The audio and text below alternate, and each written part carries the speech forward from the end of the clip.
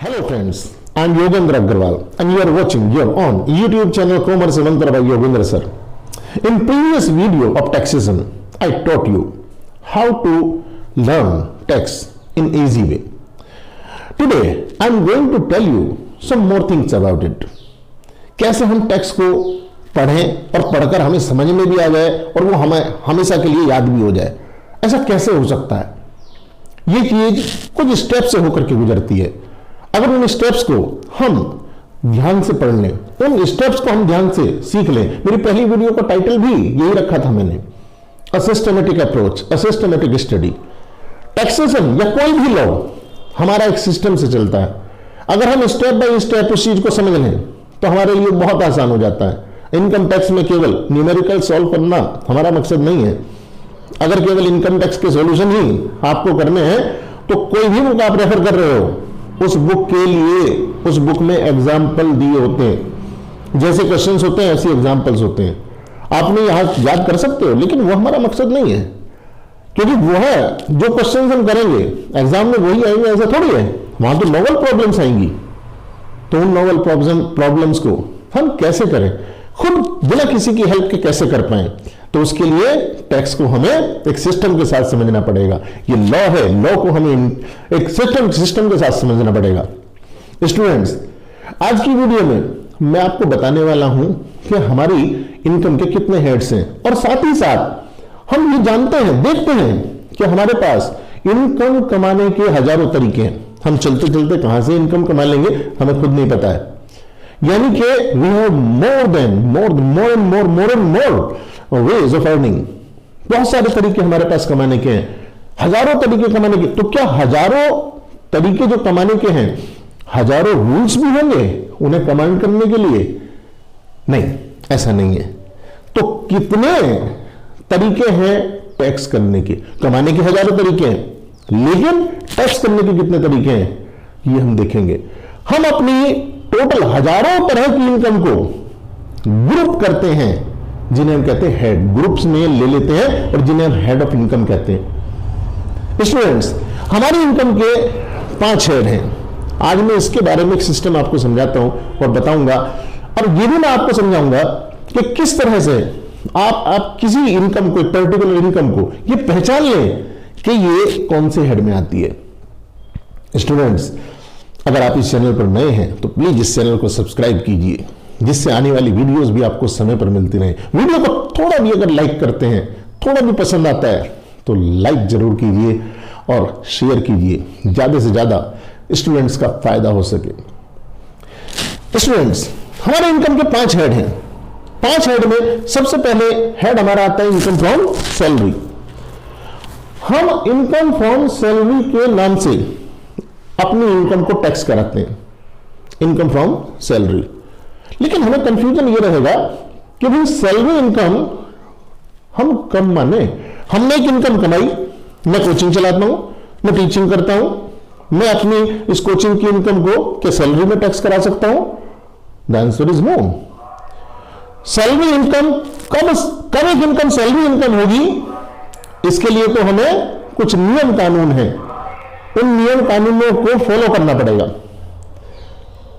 Students, जब हम बात करते हैं सैलरी इनकम की, तो यहां पर एम्प्लॉयर और एम्प्लॉय का रिलेशनशिप मस्ट है। मैंने यहां लिखा है employer and employee relationship is must between giver and receiver. इसका मतलब अगर देने और लेने वाले के बीच में, इनकम देने वाले और इनकम लेने वाले के बीच में एम्प्लॉयर और एम्प्लॉय का संबंध नहीं है, देसी भाषा में कहूं तो नौकर और मालिक का संबंध नहीं है, तो फिर वह इनकम सैलरी इनकम नहीं हो सकती। अगर हम ये बात सीख लें, जान लें, तो हमें सैलरी इनकम को रचना नहीं पड़ेगा कि ये चीजें सैलरी में आती हैं। ऑफकोर्स सेक्शन 17 में हमें सैलरी की डेफिनेशन दी हुई है, लेकिन उसको याद करने की जरूरत नहीं पड़ेगी अगर आप ये बेस सीख लेंगे। स्टूडेंट्स, जैसे मैंने एग्जांपल लिया अपने कोचिंग का, मैं अपने कोचिंग में बच्चों को पढ़ाता हूं।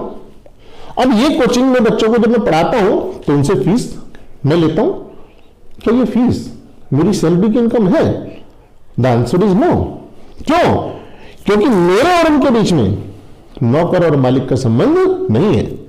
आई एम नॉट देयर एम्प्लॉय, मैं उनका एम्प्लॉय नहीं हूं, वो मेरा एम्प्लॉयर नहीं है। इसका मतलब ये सैलरी की इनकम नहीं हो सकती।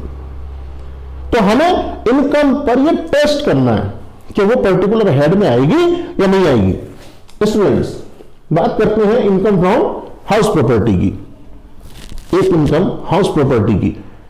अच्छा, पहले सैलरी का मैं एक और एग्जांपल दूं। मैं स्कूल में जॉब भी करता हूं, तो मैं जिस स्कूल में जॉब करता हूं वहां मेरा अपॉइंटमेंट एक टीचर के रूप में है, यानी कि वहां से जो मुझे इनकम मिलेगी, वहां से जो कुछ मुझे मिलेगा वो मेरी सैलरी होगी। क्यों? क्योंकि वहां देने और लेने वाले के बीच में, यानी कि स्कूल और मेरे बीच में जो संबंध है वो एम्प्लॉयर और एम्प्लॉय का है। स्कूल मेरा एम्प्लॉयर है, मैं उसका एम्प्लॉय हूं, यानी मेरी इनकम सैलरी इनकम के रूप में ही टैक्स होगी। Students, income from house property, तो income must come from building and और लैंड विद दैट। इसका मतलब क्या है? पहली कंडीशन, इनकम कहां से आनी चाहिए? बिल्डिंग से आनी चाहिए। मैंने हाउस से तो नहीं लिखा है, मैंने बिल्डिंग लिखा है। इसका मतलब अगर किराया दुकान से आएगा तो भी हाउस प्रॉपर्टी में टैक्स होगा, अगर किराया मकान से आएगा, रिहायशी मकान से, तो वो भी इनकम फ्रॉम हाउस प्रॉपर्टी में ही टैक्स होगा। और फिर मैंने आगे लिखा है लैंड विद दैट, मतलब अगर घर से उस बिल्डिंग से जुड़ी हुई कोई जमीन है, एग्जैक्ट वर्ड इसका है लैंड अपॉर्टेंट देयर टू, लेकिन मैंने वो टेक्निकल वर्ड नहीं लिखा है, विद दैट केवल लिख दिया है। इसका मतलब कि जो घर या बिल्डिंग के साथ में जुड़ी हुई जमीन है उसको भी हम किस रूप में टैक्स करेंगे? उसकी इनकम को हम इनकम फ्रॉम हाउस प्रॉपर्टी में ही टैक्स करेंगे। सपोज करिए मैंने घर किराए पर लिया, 20,000 रुपए महीने मैंने घर किराए पर लिया छोटा सा, उसमें एक गार्डन भी है, तो उससे जुड़ी हुई जमीन है वो गार्डन की, वो तो ओपन एरिया है, लेकिन इनडायरेक्ट मैंने वो गार्डन भी किराए पर लिया, यानी कि जो गार्डन का किराया है वो भी मेरी इनकम किस रूप में जाकर के टैक्स होगी? इनकम फ्रॉम हाउस प्रॉपर्टी में ही टैक्स होगी।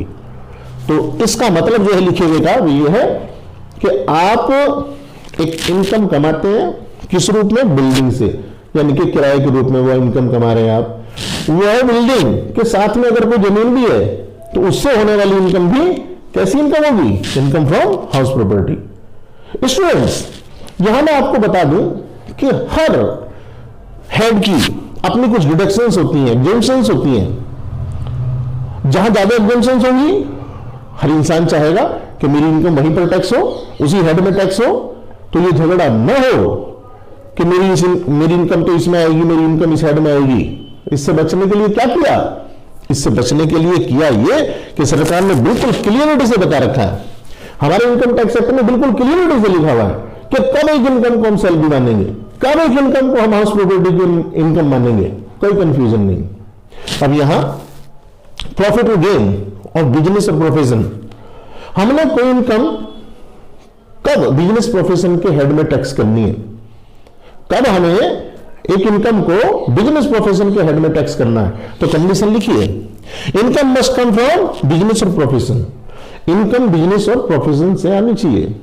और साथ में देखो क्या लिखा है, रन बाई एसएससी, यानी कि जो करदाता है, जो एसएससी है, ये बिजनेस उसी के द्वारा चलाया जाना चाहिए। मतलब अगर आप एक बिजनेस में जॉब करते हैं, बिजनेस हाउस में, तो आपकी भी इनकम, आपके मान लीजिए मैनेजर है, सारे डिसीजन आप लेते हैं, आप कह रहे हैं कि मेरी तो बिजनेस की इनकम है, मैं जो यहां से पैसे लेता हूं 1 लाख रुपए 2 लाख रुपए जो भी कुछ ले रहा हूं, मेरी तो बिजनेस की इनकम है, क्योंकि बिजनेस चला ही ले रहा हूं, मालिक तो आता ही नहीं है। तो क्या आपकी इनकम बिजनेस प्रोफेशन की इनकम हो जाएगी? The answer is no. आप अपनी हैसियत देखिए भाई, आपका अपॉइंटमेंट कैसे हुआ है?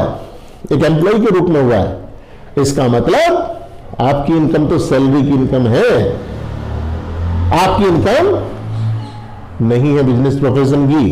Condition must be satisfied. SSC उस बिजनेस को चला रहा है तब ठीक है, यानी कि जो मालिक, जिस बिजनेस में आप जॉब कर रहे हैं उसका जो मालिक है, बिजनेस तो उसी के द्वारा चलाया हुआ कहा जाएगा, यानी कि वो जो कुछ कमाएगा उसको हम कहेंगे बिजनेस प्रोफेशन की इनकम है उसकी। बिजनेस प्रोफेशन में टेक्निकल सा डिफरेंस भी होता है, but you need not to go to that. आपको उसकी उतनी जरूरत नहीं है, क्योंकि मेरा फोकस कहीं ना कहीं आपको जो बीकॉम के साथ बीबीए और एमबीए, इन लोगों के लिए जितनी टेक्निकलिटीज की जरूरत है, जितनी मैं आपको सेक्शंस में भी कम ही लेकर के जाऊंगा, लेकिन जो सेक्शंस आपके लिए जरूरी है उन सेक्शंस को मैं आपको समझाऊंगा, याद करा दूंगा आपको। तो स्टूडेंट्स, हमारा इनकम बिजनेस प्रोफेशन में टैक्स होने के लिए क्या कंडीशन है, आई थिंक मेरी बात समझ में आ गई होगी। इसके बाद में यहां बात करते हैं कैपिटल गेन। हमारा अगला हेड है कैपिटल गेन। हम कब एक इनकम को कैपिटल गेन की इनकम मान लेंगे, हम कब उसे कैपिटल गेन के रूप में टैक्स करेंगे? तो students, asset must be transferred during the previous year. जो हमारा प्रीवियस ईयर है उसमें ये आपने जो एसेट है जिससे इनकम हुई है वो ट्रांसफर की होनी चाहिए। अब ट्रांसफर सेल भी हो सकता है, हमारी सेक्शन 47 में इसकी पूरी डिटेल लिखी हुई है कि ट्रांसफर इंक्लूड्स व्हाट, ट्रांसफर में क्या क्या आता है। तो सेल भी है, आपने एक्सचेंज किया वो भी है, और बहुत सारी चीजें हैं। लेकिन आपने ट्रांसफर कर दिया, मान लीजिए मिस्टर एक्स ने अपना घर बेच दिया मिस्टर वाई को, तो ये जो घर बेच दिया है मिस्टर एक्स ने मिस्टर वाई को, उस पर जो भी प्रॉफिट होगा ड्यूरिंग द प्रीवियस ईयर, ये काम मान लीजिए हुआ है, तो हम उस पर जो भी प्रॉफिट होगा उसे कहां टैक्स करेंगे? कैपिटल गेन के रूप में। हाँ, ये दो तरह का होता है, long term, short term. We will talk about, जब हम इसकी डिटेल में जाएंगे चैप्टर की, तब हम इसे करेंगे। स्टूडेंट्स, हम asset must be transfer during the previous year हमने लिख तो दिया है, लेकिन क्या हमेशा ऐसा है? The answer is no. कुछ केसेस ऐसे हैं जो ट्रांसफर किसी और ईयर में हुआ, उसको भी हम इस ईयर में ट्रांसफर मान लेते हैं। मतलब यह है कि देखो, टैक्स है, लॉ है, थोड़ा सा तो आपस में कनेक्शन जुड़ता है, वो चीज तो देखनी पड़ेगी हमें, लेकिन बहुत आसान तरीके से समझाएंगे, बस इतना कर सकते हैं। अब देखो बेटा, यहां पर मैंने लिख दिया कैपिटल गेन। इसकी डिटेल जब हमें पता चलेगी, जब हम इस चैप्टर में पहुंचेंगे। यहां अगर बात करें इनकम फ्रॉम अदर सोर्सेज, ये क्या चीज होती है? तो भी इनकम फ्रॉम अदर सोर्सेज मैंने क्या लिखा है? ये कहते हैं if income does not fall under any other head of income. मतलब ये एक रेजिडुअल हेड कहलाता है। रेजिडुअल मतलब बचे कुचे का हेड। मतलब ये है कि जो इनकम कहीं पर नहीं आएगी वो इनकम इसमें आ जाएगी। इस तरह से हम कमा तो हजारों तरीके से सकते हैं, लेकिन जब टैक्स देने जाएंगे तो हमें अपनी इनकम को ग्रुप करना पड़ेगा। वो ग्रुप हम 5 ही हेड में करेंगे, और वो 5 हेड में किन सिम्टम्स के बेस पर, किन लक्षणों के बेस पर करेंगे, ये हमें सीखना है और ये हमें समझना है। आई होप आपको मेरी ये बात तो समझ में आ गई होगी। अब हम बात करते हैं कि हमारी इनकम 2 तरह की होती है। एक तो हम मोटे तौर पर अगर मैं कहूं, एक तो होती है ग्रॉस टोटल इनकम, और एक होती है टैक्सेबल इनकम या टोटल इनकम, उसे हम कह देते हैं। तो इन दोनों में क्या फर्क है, मैं इसे अभी बताऊंगा आपको, लेकिन पहले आप इसका एक स्क्रीनशॉट ले लीजिए जिससे आपको नोट्स बनाने में आसानी रहे।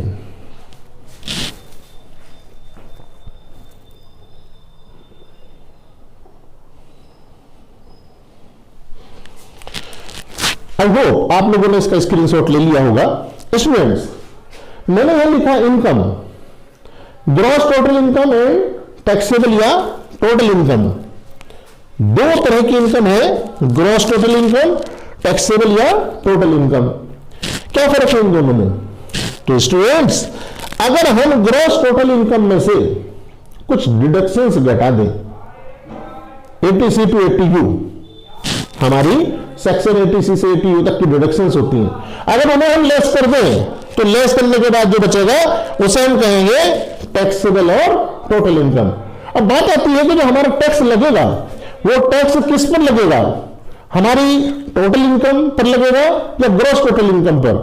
तो भाई टैक्सेबल इनकम पर टैक्स लगता है। स्टूडेंट्स, अगर आप इस चैनल पर नए हैं तो प्लीज इस चैनल को सब्सक्राइब कीजिए, और जरा भी वीडियो पसंद आता है तो इस वीडियो को लाइक कीजिए, शेयर कीजिए ज्यादा से ज्यादा।